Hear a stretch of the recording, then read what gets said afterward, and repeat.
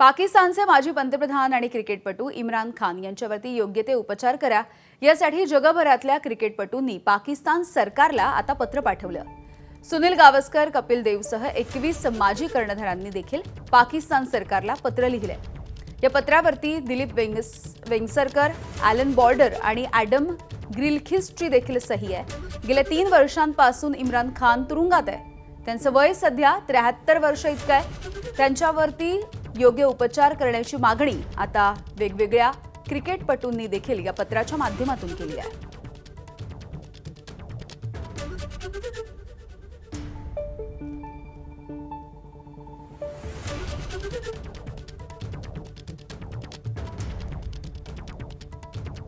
तर पाकिस्तानच्या सर्वोच्च न्यायालयाने खरं तर सरकारला या संदर्भामधल्या सूचना केलेल्या होत्या, आदेश दिलेले होते आणि यानंतर आता जगभरामधले क्रिकेटपटू हे पुढे येताना दिसत आहेत।